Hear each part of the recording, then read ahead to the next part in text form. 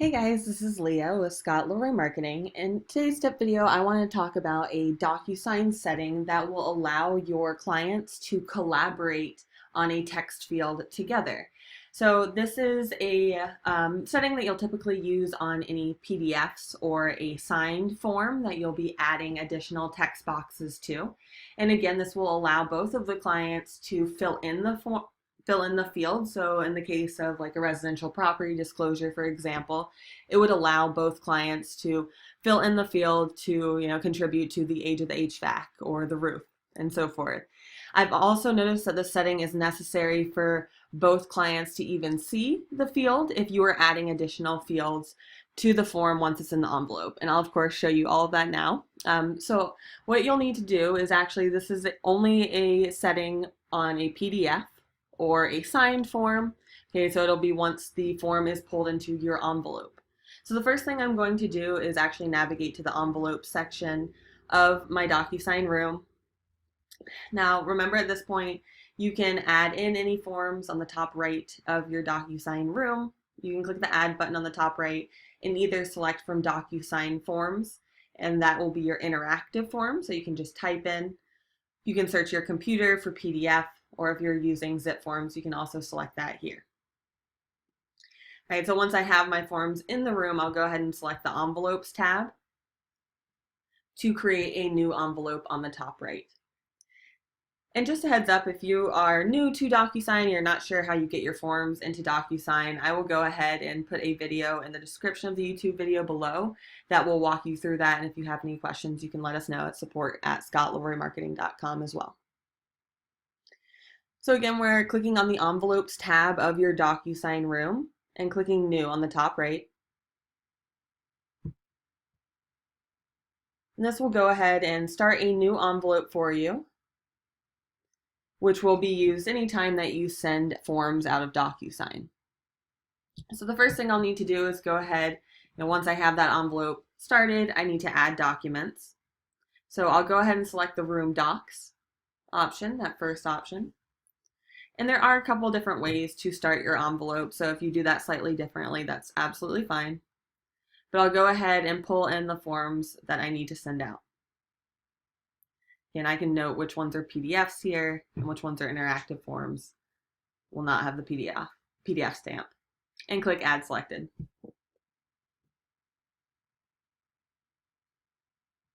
Once you've added your form, you can click Add Recipient to go ahead and add in room participants. So for example, your client seller 1, and you can add yourself if this is a form that you're going to need to sign. So you're adding any signers at this point in the envelope. If you are not signing as the agent, you do not need to add yourself at this point. Let's go ahead and click Next on the top right.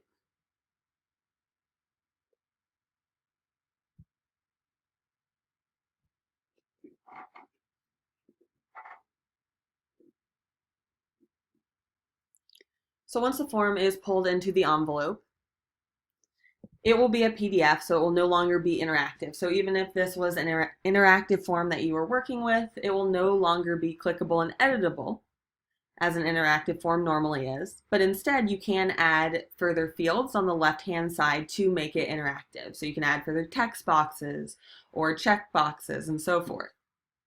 Now, please note, just a quick thing to note on here, if you are working with an interactive form, and that means that it was a form you pulled into DocuSign and you were able to just start typing in, you should see initial and signature boxes automatically on the form at this point, only if it was an interactive form.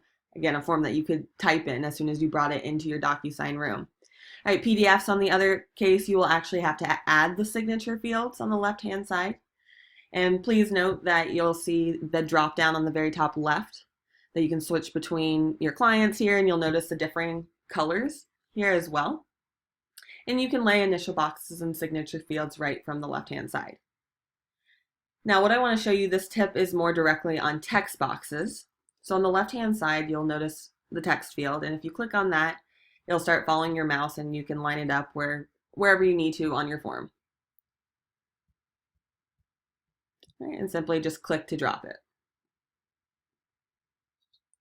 Now, as far as editing the text fields go, you'll notice as soon as you drop that, a settings box on the right-hand side pops out.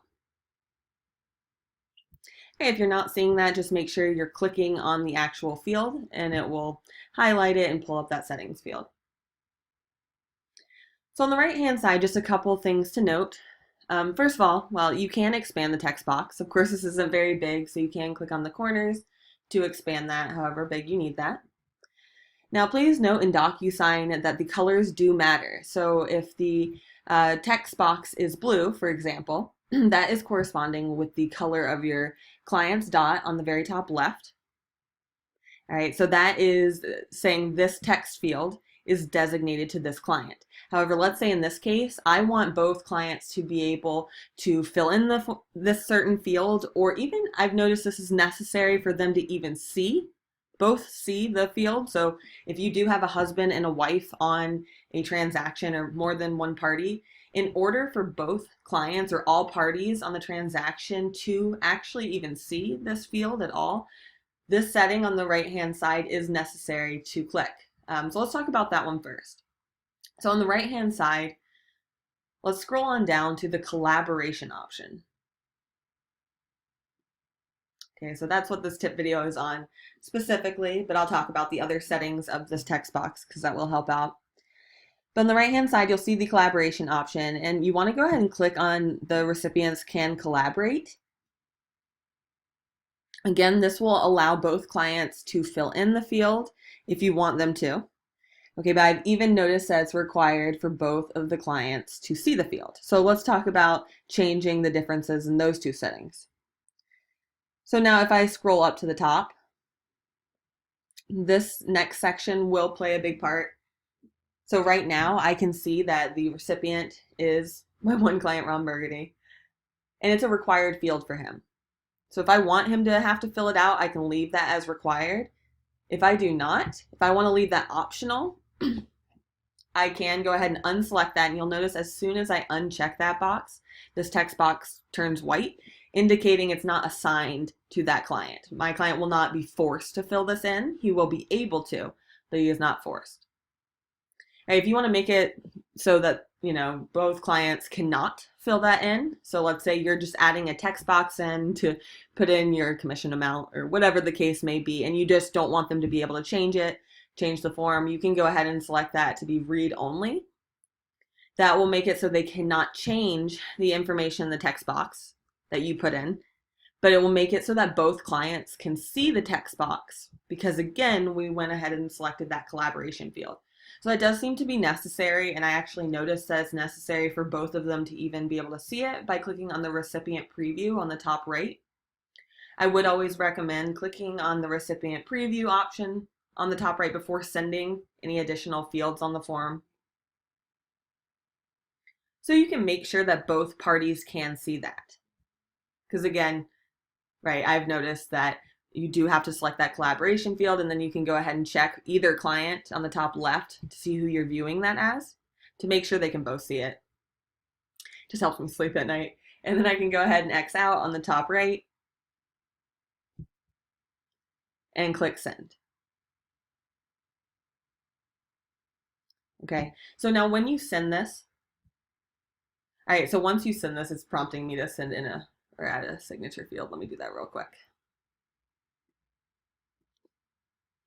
All right, so once you send this out, I just want you to note one more thing, that once you go to your envelope, all right, so it takes you right back to the envelopes tab, and you will see the envelopes that have been sent out. You'll be able to click on the envelope to see the status, but please note that you will not see the changes, like the additional text boxes or additional fields that you may have laid in the envelope.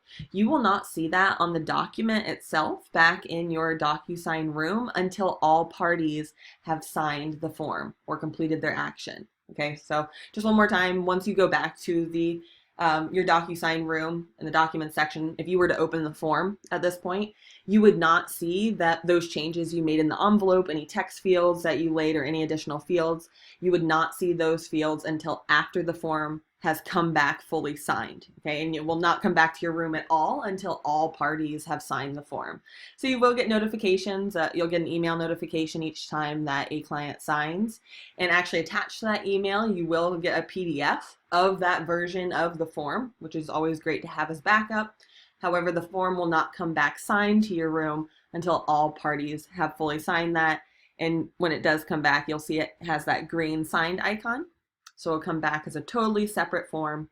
All right, this is my original form, copy of the form, and here's my signed form.